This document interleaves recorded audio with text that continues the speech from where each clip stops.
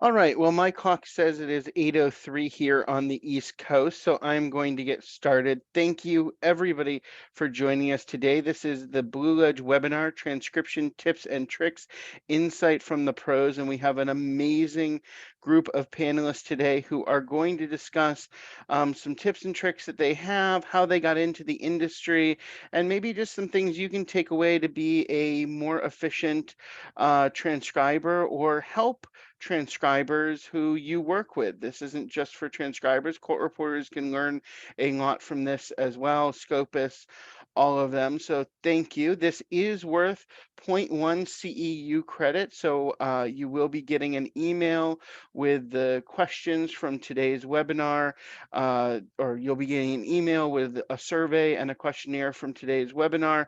You'll have to fill that out, and then you'll be issued a certificate, which you can submit to AAERT.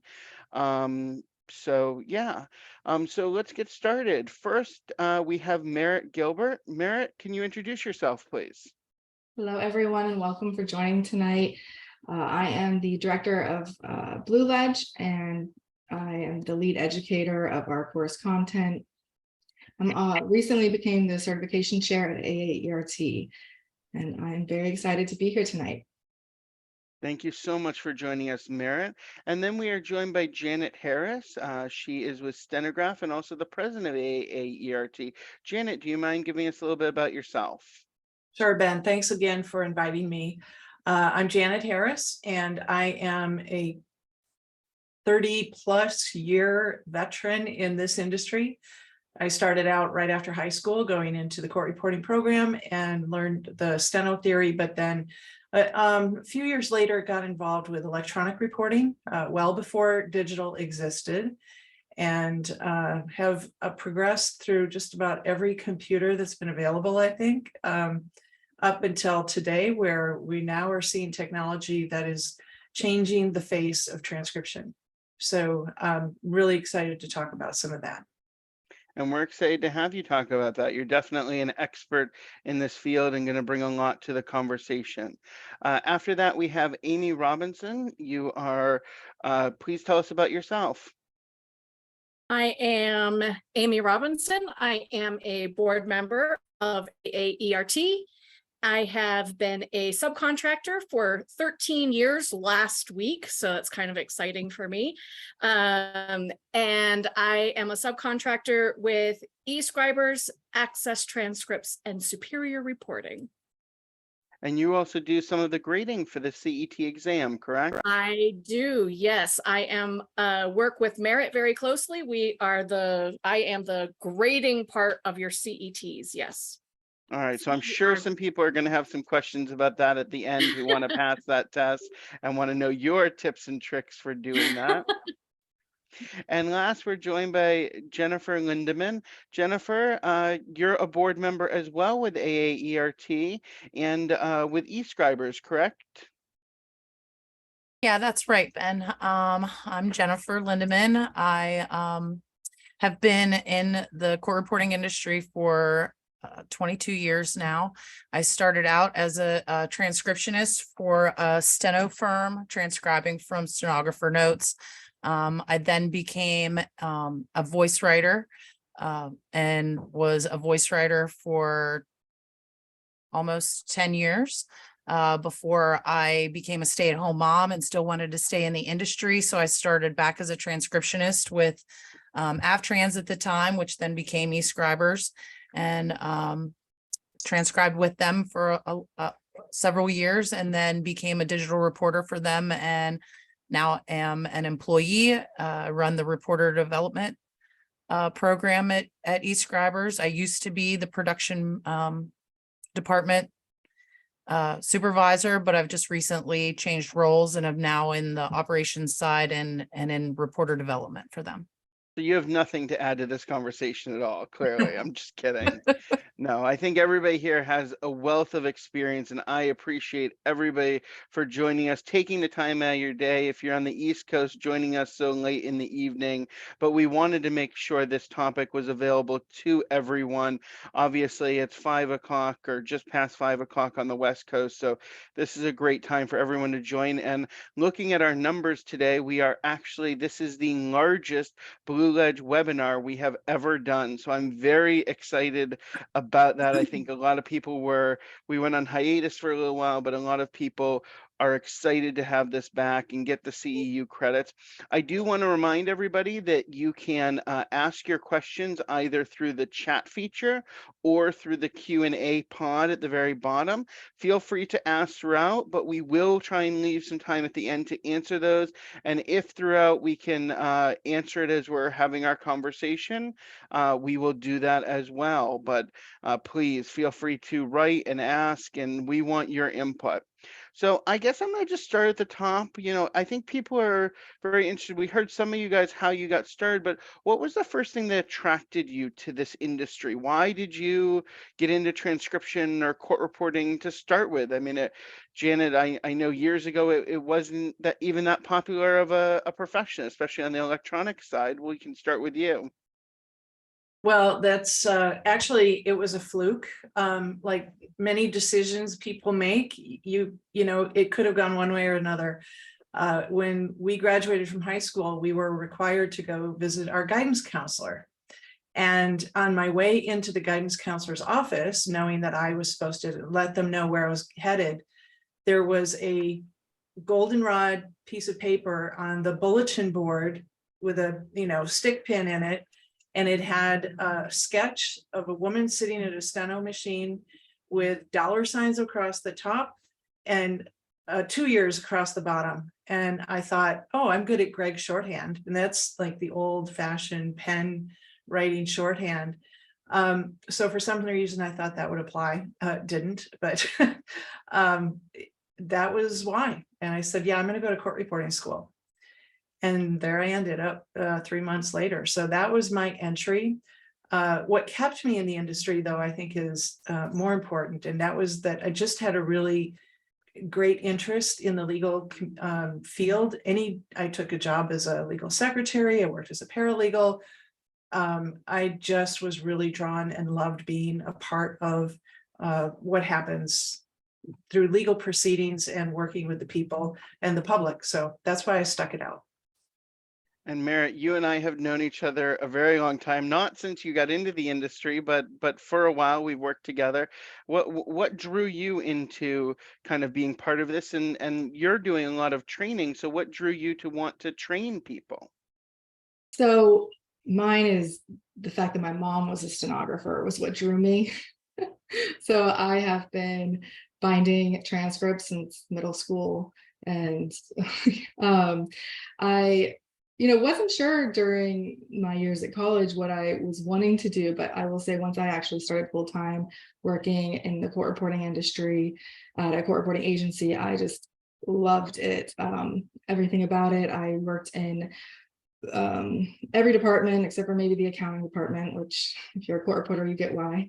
And then it became necessary to add on digital reporters to our company because we couldn't cover the calendar. So I needed to learn how to become a digital reporter and then train others to become digital reporters. When I started with BlueLedge, it was just a perfect marriage of me getting to do something I loved and train people it's just perfect. So. Well, and I think a lot of your students will be very happy that you started and that you've passed your professional skills on to them. How about you, Amy? I know you have worked with a lot of reporters over the years, but how did you get started? What brought you into being a transcriber?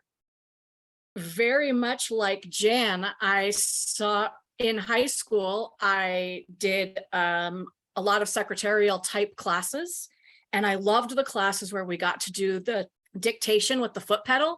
And I thought, that is what I want to do. That's awesome. Being able to type and listen at the same time. I was like, that's great.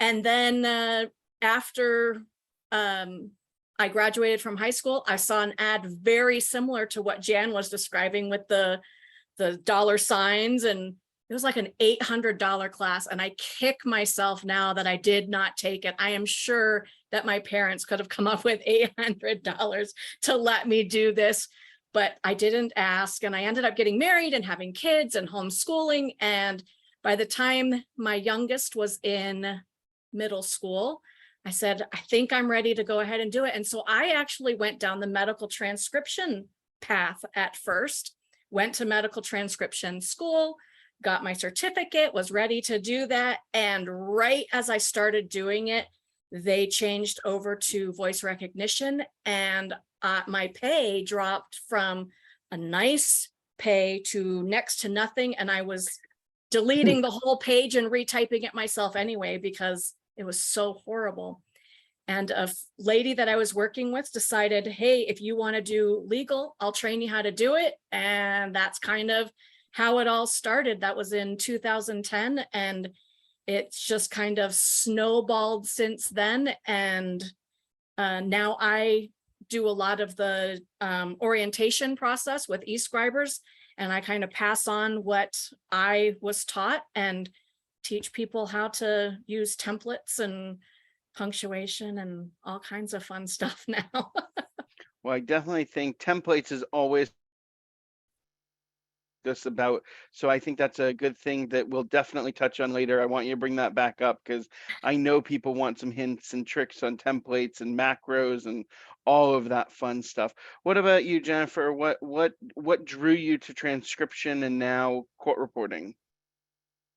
Well, I went to business school, started out as a paralegal program, and then I dropped down to a legal secretary program. After I graduated, I worked as a temp for various different law offices. The temp agency that I worked with also owned a court reporting company, and we're constantly putting in ads in the newspaper, typists wanted. And I was tired of being a temp, and so I decided to start, working with them.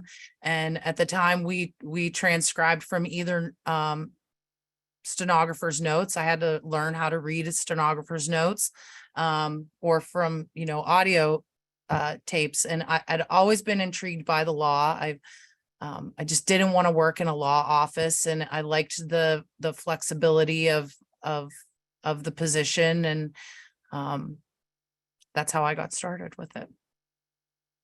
Great. Well, I think you guys all have very successful careers, but I want to tackle sort of what was your biggest struggle? How did you guys overcome it? Was there, a particular time, and maybe that'll give some of our viewers an idea of how to maybe overcome a struggle they're having in their career so far. Why don't we start back with you, Janet? Sure. I think that over time, I started taking on jobs that were probably the content was the most disturbing that you can imagine. And so, people are going to, the reason they're having a hearing, the types of things that we transcribe, it's usually adversarial. People are upset, and it can get, it's an ugly topic. So for me, that was hard to let go of and to deal with on a regular basis. But I think what helped me, because I used to do a lot of children interviews for sexual abuse and domestic violence, or pretty sad stuff. I've done a few of those in my career, so I can understand. What got me through it was knowing that the person that myself, I was going to take full responsibility to make sure that it was completely accurate, and just recognizing how important it was, the work that I was doing, even though, you're the unsung hero in some respects, because it is hard to listen to. It's much easier to read. And I think that was the one of the bigger struggles that I had early on. What about you, Jennifer? Was there a time that you struggled that you had to overcome?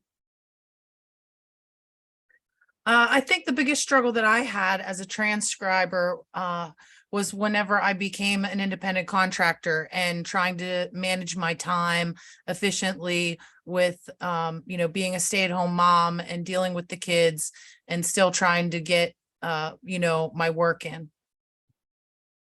And that can be a struggle for many people, especially new transcribers. A lot of them start as independent contractors trying to manage how many pages can they get done a day.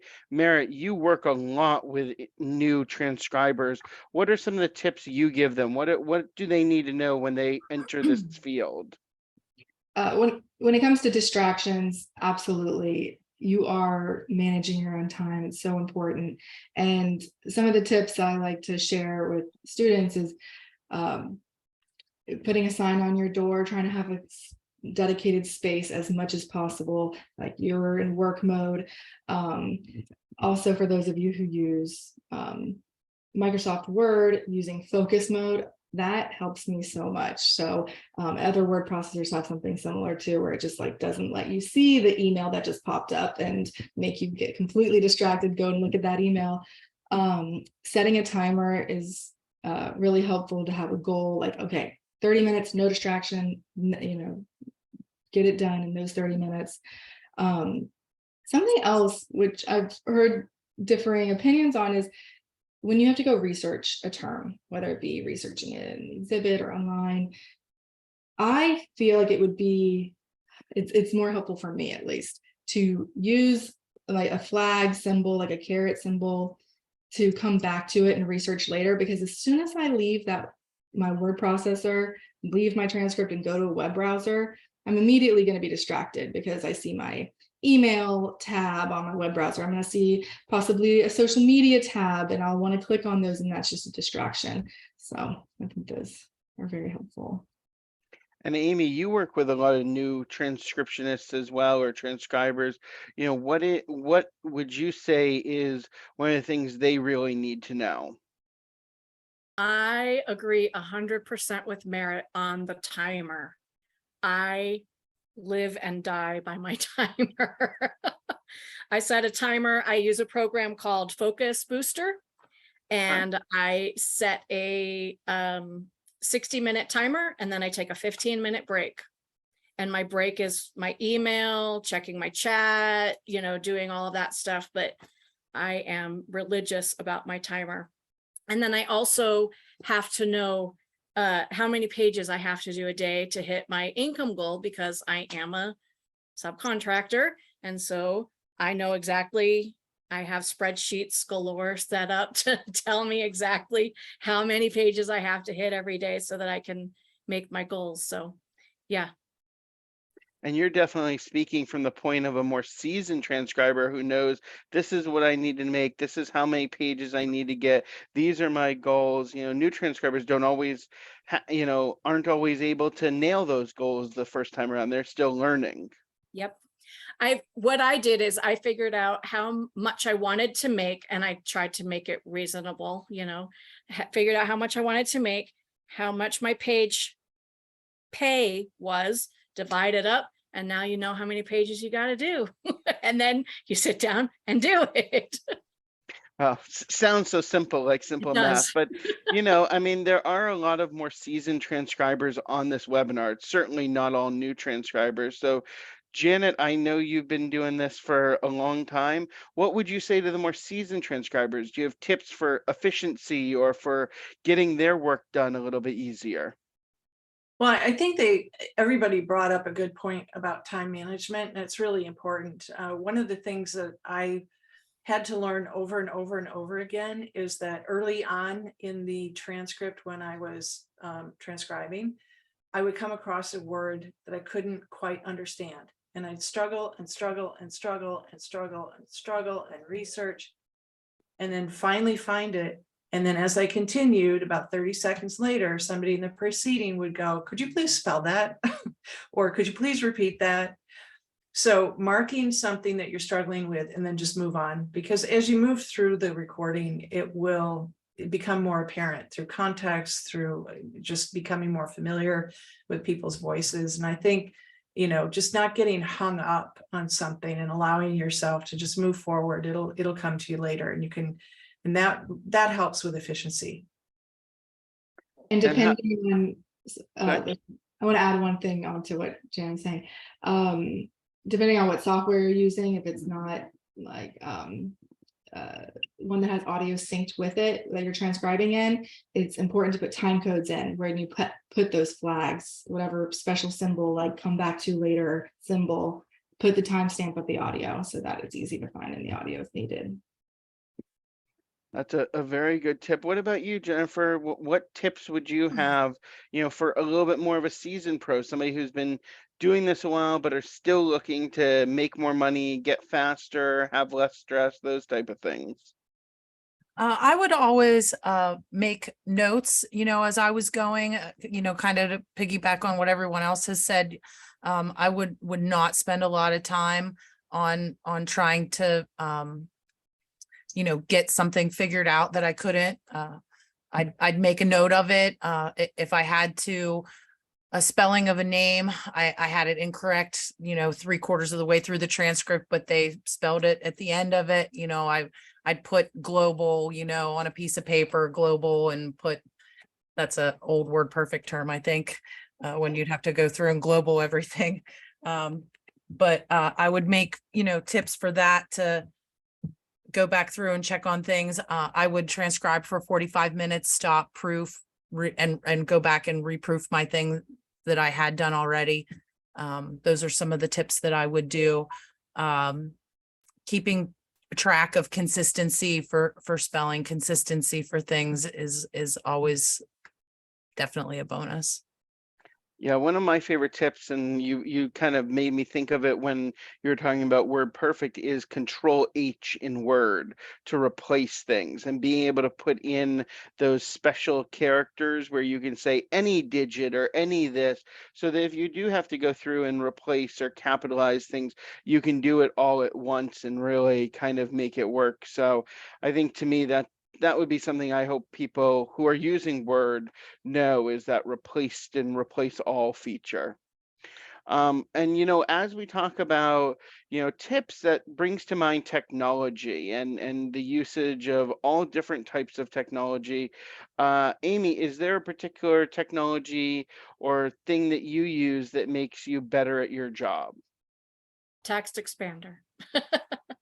Autocorrect in Word is very, very, very good. I use a program called Instant Text simply Okay. because I can give the same shortcut to a lot of different things. So AI could be audio interference, it could be and if, it could be, all kinds of things that would fit that. And then I can just look at my list and pick the one that I want out of it. And you figure out the numbers that it goes with on your thing after you do it for a while. But that is, for me, the way that I have been able to speed up what I do.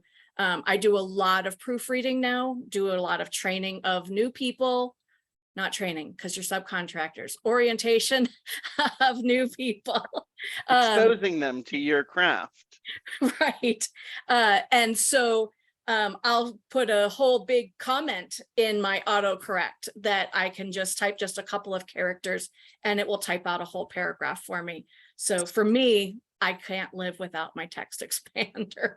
And for those who maybe don't use a text expander, that's basically, you can type a couple of letters in and it will generate up to pages of information. Some text expanders even include formatting and images and signatures and whatever you might need for your transcription. And I know one of the things I really like about text expanders are a lot of them are universal. So they're not just for Word, but they're for your email, they're for several different programs. So if you work for a company that has a web applet, and then you work for a company that uses Word, and then you work for a company that uses Word Perfect, your shortcuts are all the same and you don't have to be moving them around from program to program. Did I get that right, Amy? That's exactly right. Yes.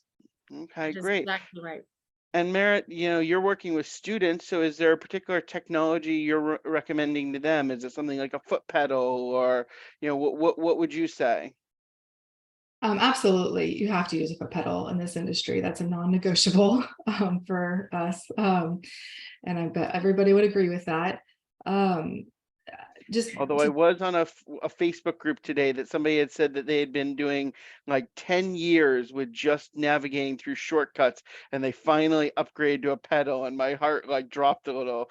And I don't even transcribe that much. I'm just like, I have a foot pedal and you don't? Oh my. well, absolutely. So glad that person got their foot pedal. But you mentioned something that I want to elaborate on is the shortcuts.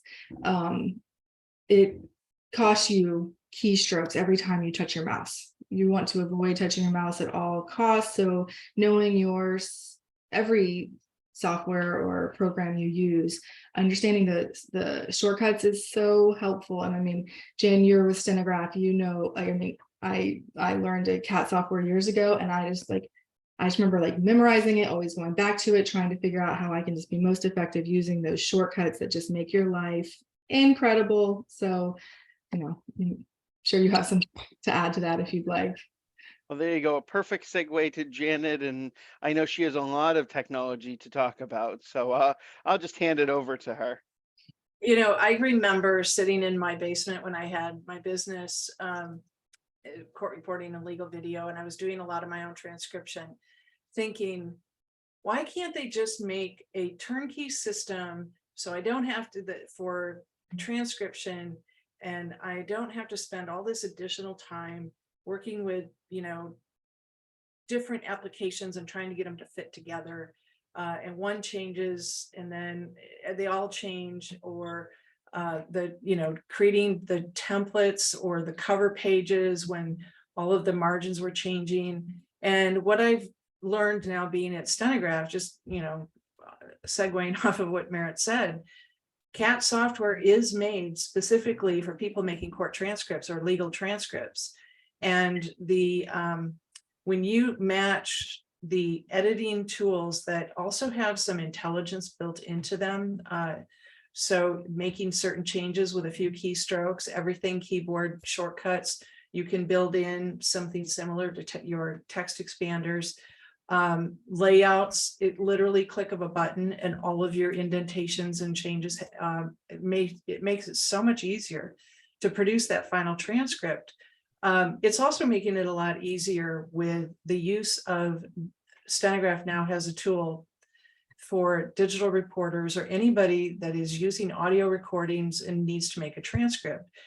The speech engine that Stenograph has built is a proprietary engine. It is their own engine, and it was built specifically for the legal industry from legal proceedings, which makes that engine more accurate for the type of work that we do.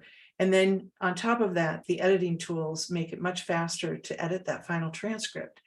I've been following automatic speech recognition technology since 1997 when IBM BioVoice came out. I even have a newspaper article here from back then showing me attempting to use that technology to create a transcript, and it wasn't there. It was fun to play with, but then I had to put it down because I needed to get some work done. So now we're at a point where that technology has advanced quite a bit, and it is making it much faster to produce transcripts. So you can take on more of those expedited jobs, make more money, not make less money because of ASR, but to make more money. So that's the kind of where we are today with at Stenograph. Would love to encourage people, always stay on top of the technology and the tools that are going to make it easier and faster for you to do your work. Well, great. I mean, I think that's a great segue into ASR because, I mean, that is coming, and I don't think we should be afraid of it. I think we should embrace it as another tool. It's not right for necessarily every job. It's not right for every transcriptionist, but it is a tool for somebody who wants to use it to be more efficient, to be able to, take that type of thing on. Jennifer, have you used any of the ASR tools to create your transcripts? I have, and it really has increased my efficiency, as long as it's translating well. You know, if you have a poor audio file and it doesn't translate well, it sometimes is faster for you to just straight type it. But if you have, they've evolved so much that as long as you have a good audio recording, you are, you know, getting a pretty good machine transcript, for lack of a better term, you know, to produce your transcript, and so much more productive, to be able, you know, to increase your page count because of it. And is there anything that you do, because you're not typing necessarily, you're kind of proofing against the audio to the machine transcript. So is there anything you do to help you be more efficient with that so you don't get caught on the little things? Not really, Ben. That's I'm okay. sorry. That's all. That is okay. How about Merritt? Do you know, I know you probably get this question from students from time to time, you know, using technology, how do they get faster in the industry? What do you say to them about ASR? I say that if there is a tool that can make you more efficient, make you more money, you should be utilizing it. And it is a different process, I will say, though. Like, you can't, you know, go in, you have to think, okay, I'm gonna have to learn this as a skill. I want to get better at it, because it is different to stroke it from scratch, listening to it, than seeing it on the screen, because your brain plays tricks on you. You know, before it was hear it, type it, now it's read it, listen to the audio, and then make sure everything is matching. So there are some tools that or tricks that can help you be efficient, or, you know, good at that, because it can be easy to think, oh, that sentence is correct, but you have to really be paying attention, and keeping the cursor on the word that you're hearing is helpful. So making sure your cursor is with it, making sure you're paying attention to what you're hearing in that moment. Slow down the audio if you need to, go at a pace that really allows you to do this correctly. And if your cursor gets off, then take a step, you know, rewind it, get back where your cursor is, where you're listening and where you're paying attention to those words. Because your brain will play tricks on you, and you'll think, oh, that looks right, but you know. That is a really good tip. I do that with whenever I'm using an ASR, and keep my cursor where it's at, and try to follow along that way. And I do use a lot of hotkeys and macros whenever I'm using an ASR to format things, to format colloquy, to format Q&A, because, you know, your ASR at most times is not formatted. It's just the text, and you have to format it yourself. So, and my eyes play tricks on me sometimes with homophones, or, you know, your 3322, you know. It's true. Definitely. And Merritt, you know, it sounds like what you're talking about is very much proofreading, but much higher than that. And Amy, you talked about that you're doing a lot of proofreading these days. So, you know, what is it that you're doing to proofread to be more efficient, to get more pages? Because, you know, you're an independent contractor, you're trying to make money. Right. I do exactly what Merritt said, following it with my cursor as I'm listening. And I find that sometimes the worse the audio is, if I bump the speed up a little bit, you can make out some things. Sometimes you just have to go over it slow, and then normal, and then fast, so that you can kind of hear it in all the different ways, to really make sure that you're getting every word the way that they say it, not the way that you think it should be said. Like Merritt was saying, it's your brain will play tricks on you. It'll fill in the blank, and you're like, oh yeah, that's exactly right. But it's not, because that's not what they said. They said a wrong tense, or they made it a plural word that you're not hearing it. So you've got to pull out all the tricks. But I definitely do follow with my mouse as I'm going. Another thing that I'll do is, I said to speed up my audio. Yeah, I make sure that I have all of the, you know, the paperwork all pulled up so that I can find everything. And I do sometimes, if I find a word that, as a proofreader, I tend to do my research as I am going. So if I have to stop and I'll look something up at that moment, mostly only because I'm going to go through it just one time. I'm that second set of ears. Hopefully the transcriber has already, they've typed it and then they've already audio proofed it. So I'm that second set. But when I'm typing, I do not stop. I just type all the words on the page at once, and then I go back and do my research when I do my proofing then.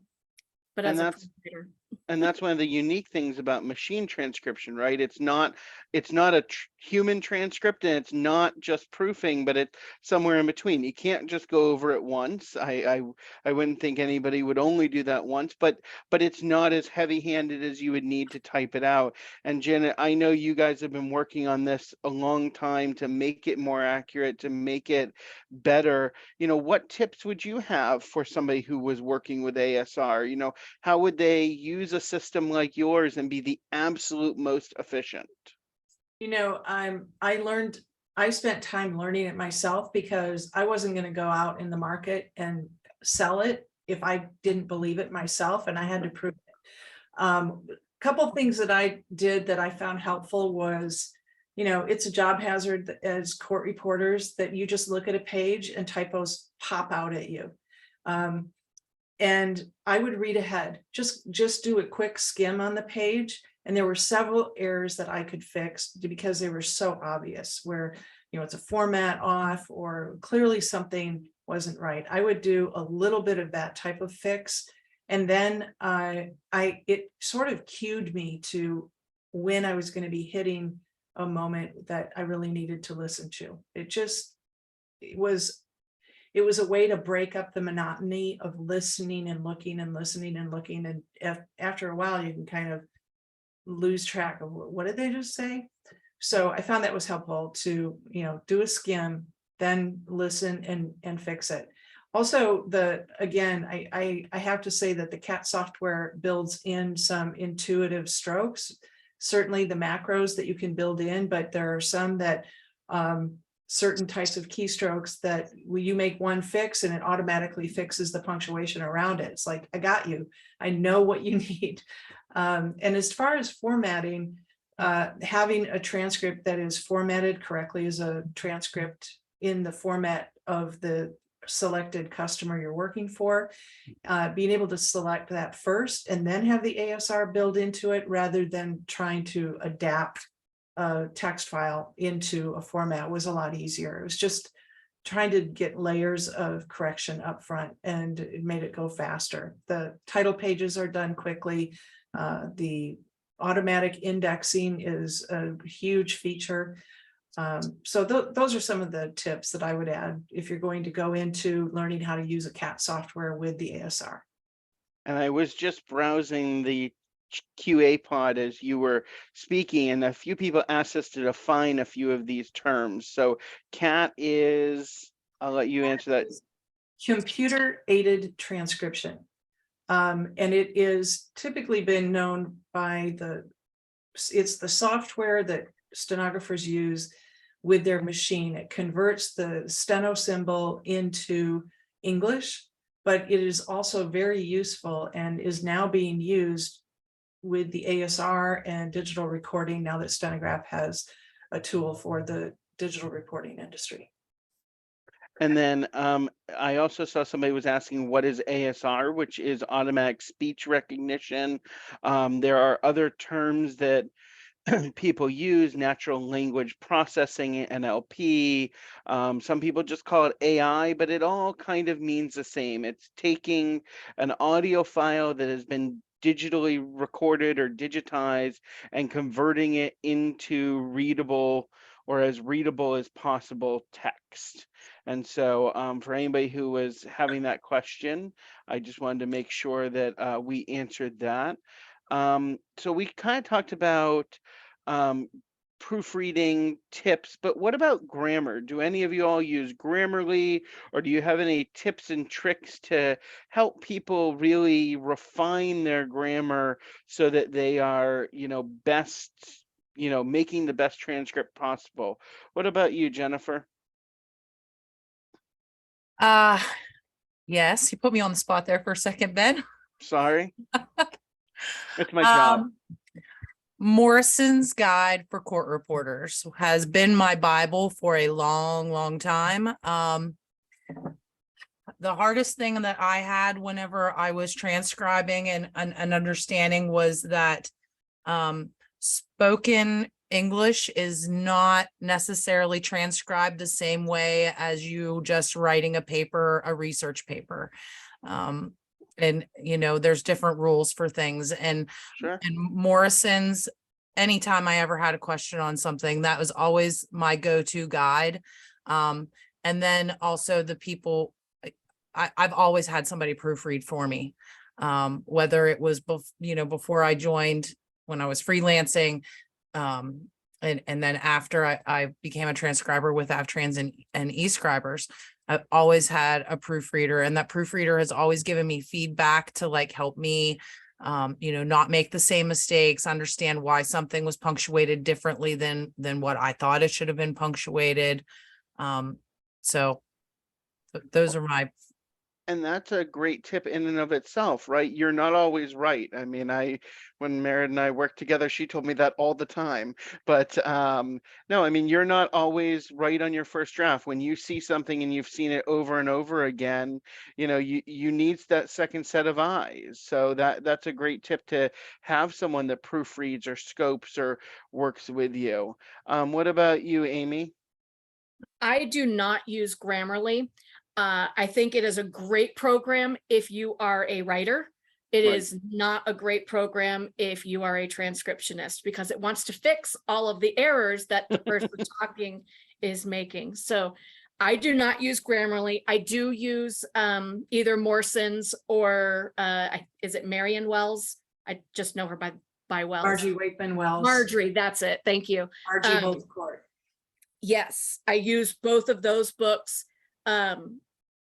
Facebook transcription groups, or e-groups for people that do this, are great ways to run questions by people. Hey, I've got this weird sentence, how would you punctuate it?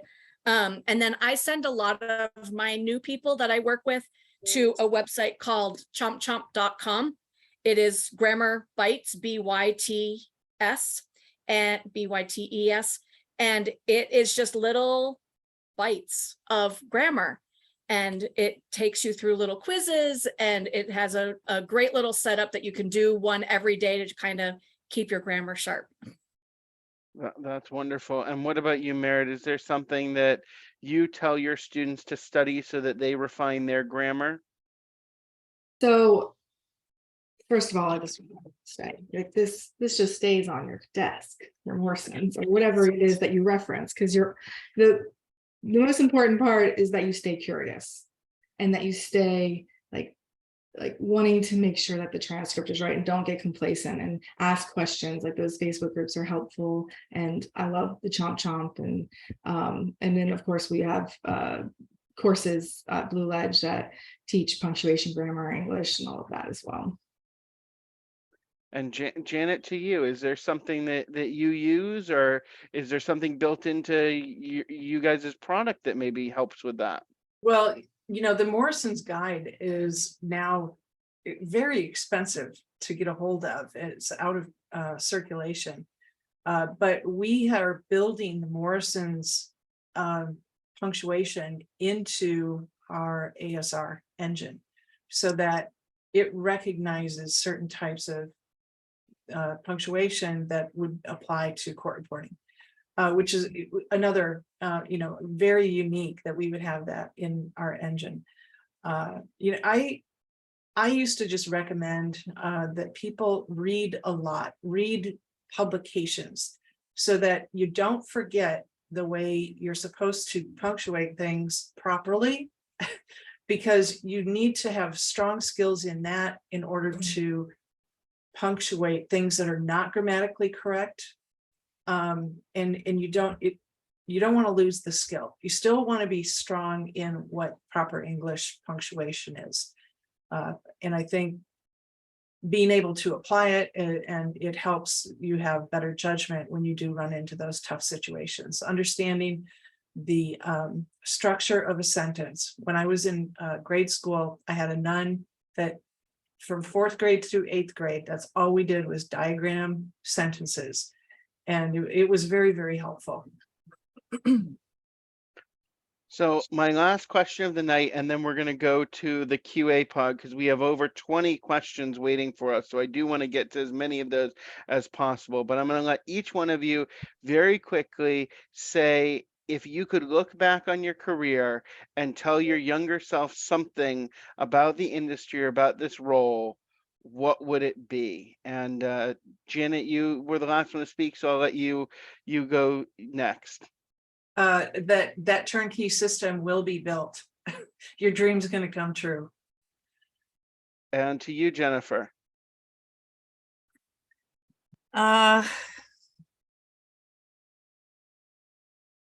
Become a reporter sooner than I did. All right. And Amy? I would have told myself that this is really a weird one, but if you type into Google towns in whatever state or streets in whatever city, you'll get a whole list of them, and then you can find it phonetically from what you're hearing, and you can find the city or the town or the street, and it really saves a lot of stress. Oh, what a great tip. And Merritt, final words on that? Same thing as Jennifer. I almost wish I just didn't go to the university and just went to steno school. Yeah. We got into it sooner. Yeah. But something we didn't touch on, I just wanted to add, for those of you using Microsoft Word, when you're using your templates, make sure you're using the template, the DOTX, the .dotx, because that is very helpful to not overwrite your templates. Well, And I that think the is people another, seem to not know about that, so I just like to share that. another great tip. All right, let's get started. This is a quick one. Is there a foot pedal that works with Windows Media Player? I do believe there is one from ECS, but I would say get a playback software that will allow you to program your pedal and do anything that you would need. And there's a lot of softwares that will combine it with a CAT system or a word processing system or those type of things. So I would say Windows Media may not be the best. Does anybody else have a recommendation on that? For an audio program, Yeah, for playing back with a foot pedal. FTR will play almost anything. It's not my favorite, but it does the job, and it's free. You can use Gold Wave as well. Well, you can also connect a foot pedal to Gold Wave, which is free for a certain amount of time. Express your Scribe students is using? very common. Yeah, that's what the students are using, correct, Merritt? Express Scribe. All right, this one's for you, Janet. Can you describe some of the unique ways that Mac Scribe fixes mistakes in the transcript? So let's say that there's a person talking, and the engine for some reason believes that now a second person is talking and puts in a speaker ID on the next line, interrupts a sentence. Literally with one stroke, Control J will join the two paragraphs together, remove the speaker ID, change the punctuation. So you have a question mark if it's a question preceding, or period, and capitalize the next line. That blew me away. And in another instance, it is being able to apply a format with about 3 strokes and completely change the format. All of your margins, your indentations, put in timestamps, headers, footers that you want to build into your template, and you can do it in literally seconds.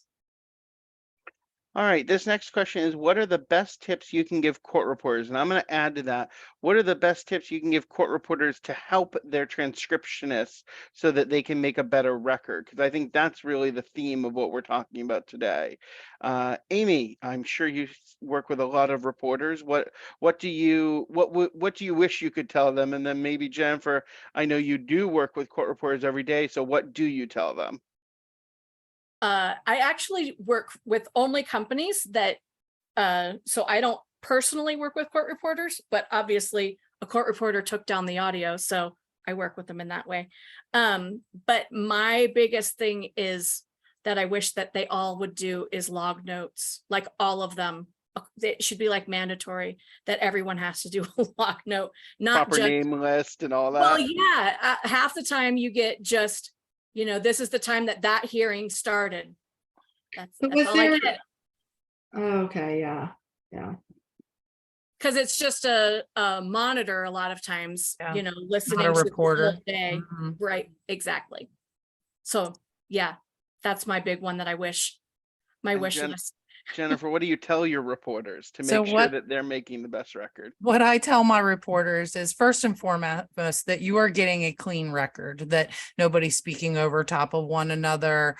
They're close to the microphones, that you're getting a good, clear record. The second thing is anything in your annotations that you think is going to help your transcriber in terms of proper names, places, industry terms, just good log notes with those kind of things. Making sure that you're getting your exhibits marked in your annotations, getting proper spellings at the end of the hearing. If you don't have a confirmed spelling, you're making sure that you're asking the confirmed spelling, but just thinking of what you can do as a reporter to make the job easier for your transcriptionist. Yes, great. So let's see. The next question I have is about what ASR softwares are available. It would take all 45 minutes so far to list all of the ones out on the market today. Almost every transcription company has one. I mean, there are the major ones from Google and Microsoft and IBM and all of those. And then there are companies like Stenograph who are making industry specific ones. There are industry specific ones for legal, for medical, for science, for all of that. So I think in that's when I'm going to just say Google automatic speech recognition and see the plethora that comes about. And if you are looking for, something specific, try and whittle it down from there. This one is from an old school, self-described old school transcriber. They say that ASR slows them down and they find themselves having to do a lot of editing and not flowing at all. Any tips for being more proficient, especially within MaxScribe? I think you really need to try it. And I find that if you don't have the tools that are made to work with that ASR output and it's synchronized, you will be less efficient. And I'd love for you to reach out, contact me, and we can have a signed conversation. But there are certainly some people that are always going to want to transcribe because you use the word flow. And I think that is a relaxing part of being a transcriptionist, that you get into flow, your fingers and your ears are working together. And that's just how you prefer to do it, and that's fine. But for those that would like to try it, and you learn a new skill and do something different, and it's there for you too. It's your choice. And this is a little bit more of a comment. It says, regarding ASR, garbage in, garbage out.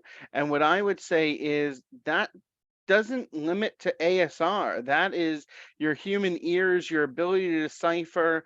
If it is a garbage recording, you are going to get a garbage transcript no matter how it's made. Yes, humans might be able to spend a lot more time and really focus down and try and make it better. But the truth is, if there's any way to get a better recording, do it. And then they do ask, is there a way to manipulate it? And I would just say multi-track audio recording is one of the best ways in case there is a little bit of garbage on one of the lines or something to really help you. And that for a transcriber, and I assume for ASR, can process that as well.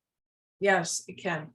we do have, you referred to NLP modules, and there's something called speaker diarization or single channel diarization, multi-channel diarization.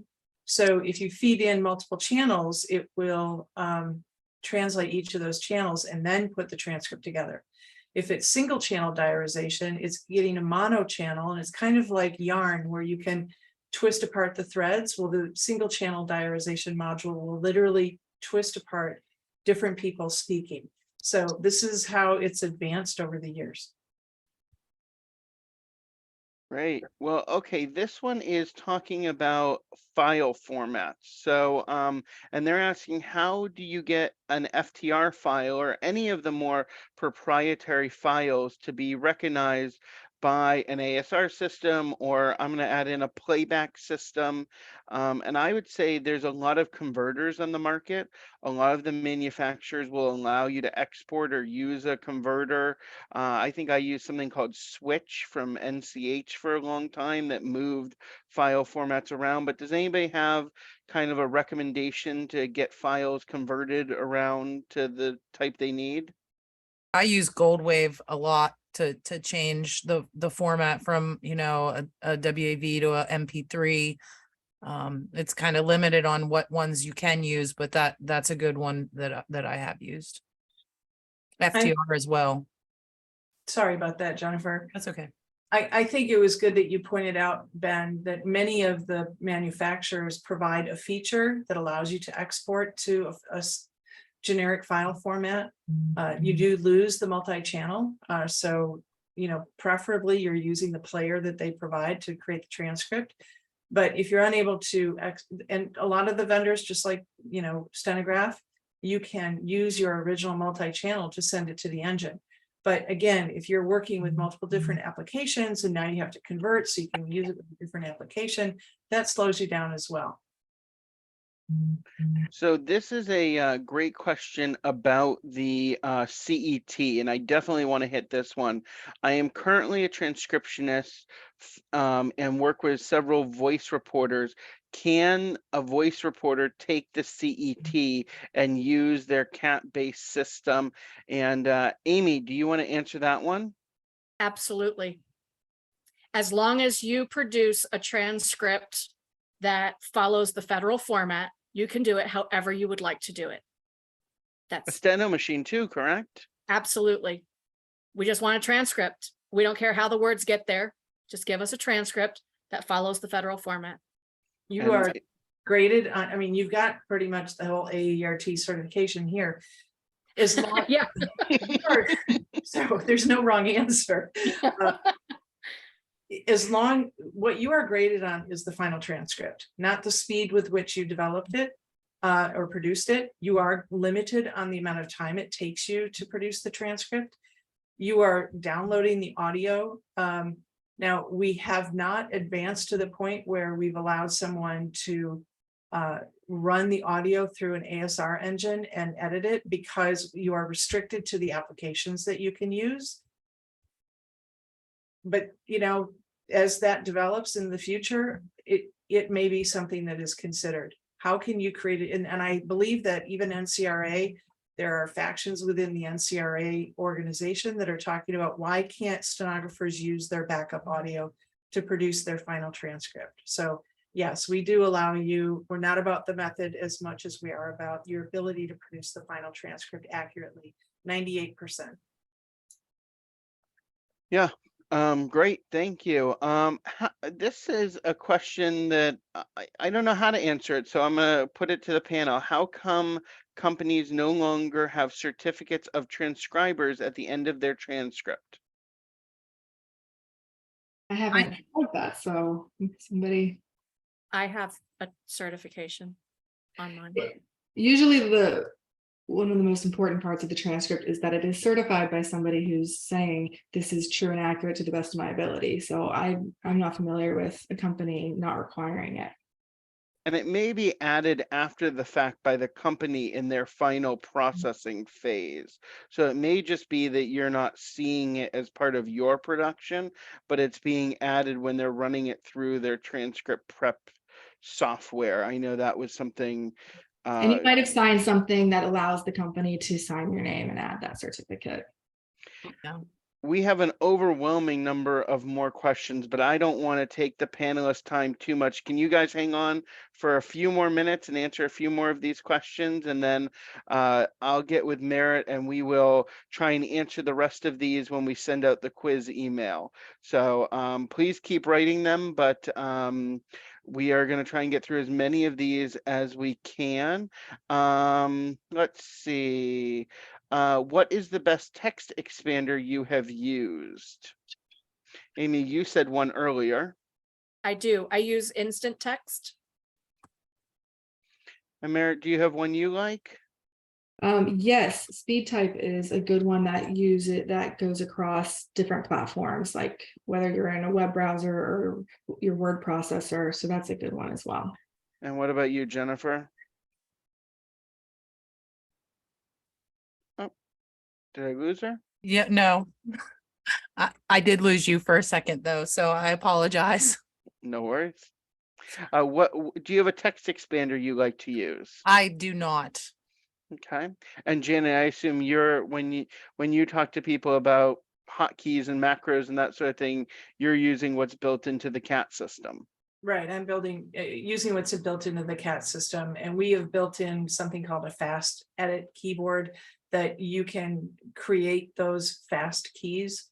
I know that some of the applications, like Amy and Merritt pointed out, when they work across all your Windows programs, that's really helpful. So I'm going to make this a 2-in-1 question. Somebody here is asking, how do they become a legal proofreader? And then I'm going to add on, what is the difference between a proofreader and a scopist or scoping? So I'll answer to start. A scopist typically is also able to read steno language, because if it doesn't get translated in the software, it will come up and it will be in the steno language. Proofing, in my experience, was geared more towards the transcription industry. I think there are names that are getting bantered around now because scopists are using CAT software to edit transcripts that were recorded on audio for digital reporters. So it is a term that defines the function of not doing raw transcription, but taking it that final leg to the final transcript. I know I used to call it super proofing, which I think Merritt's going to laugh at because she knows that. You really pushed that for a while. I tried. I really tried. I didn't hate it, but one thing I think about with scoping is it's against the audio. So you can proof against the audio as well, but when you say scoping, you know it's against the audio. Yeah. So. And Amy, how do you get into proofreading? Is there a way somebody who wants to be in this could get a job or learn to be a proofreader? Sure. The biggest thing, there's two big things that you really need to have as a proofreader. You need to be able to hear the unhearable audio, and you need to have really, really, really good grammar. So if you have a good sound booster and you have great headphones and you can hear most everything that's ever thrown at you, and you have really, really good grammar, apply at a company and get your feet wet, see how it goes, and then jump in with both feet and put yourself out there. And on the BlueLedge website, there is a job board where companies can post openings. So it's blueledge.com/jobs for those interested. Great. And let's maybe do 2 more questions and we'll be done. This one is about CEU credits for learning specific softwares. Can somebody get CEU credits for learning a software or taking a course from a software manufacturer? Merritt, your certification, I'll have you answer that one. Yeah, there's criteria to get a CEU approved, and if it meets all the criteria according to the AAERT program rules, then it can be. But you'll need to look at AAERT's website and look at the program rules and make sure, or just email. All right, and this last question is a little bit negative, but I want us to give a rah rah shish boom ba and give a positive to this person. I'm finding it difficult to get into the legal transcription workforce. The expectation of pay versus workload is disappointing and stressful. Any advice? Come on, let's pump this person up.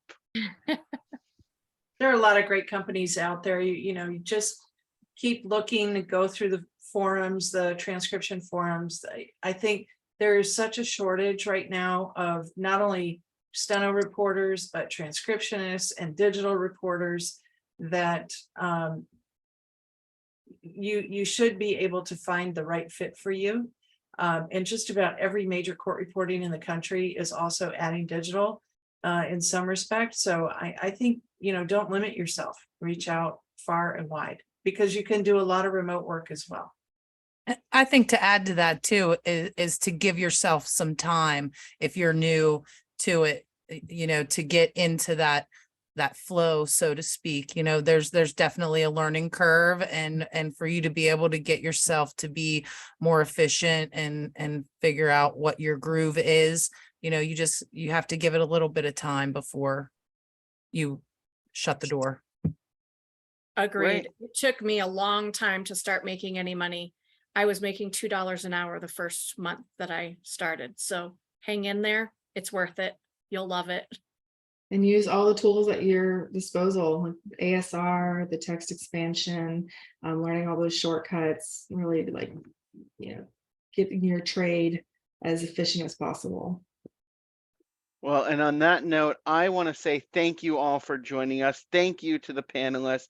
Please stay in there if you're getting frustrated. There are lots of tools and techniques, great companies out there, but more importantly, thank you for joining us today. And if you are out for your CEU credit because you are an AAERT certified member who's certified, look for a quiz and survey in your email, probably towards the end of the day tomorrow. You'll have a week to fill that out so that you can fill out the survey, take the quiz that's part of all of that, and then get that back so that your certificate can be issued. Then you will upload that to your profile at AAERT so that it can count towards your recertification, which I just had to do. So I know the ins and outs of that. So make sure you get all of that up. From everybody here on the panel and from BlueLedge, thank you so much for joining us, and we look forward to having you next time. Thanks, Ben. I appreciate it. Take care. Thank you. Yeah, thanks everyone. Bye-bye. Bye, everybody. Thank you. Bye.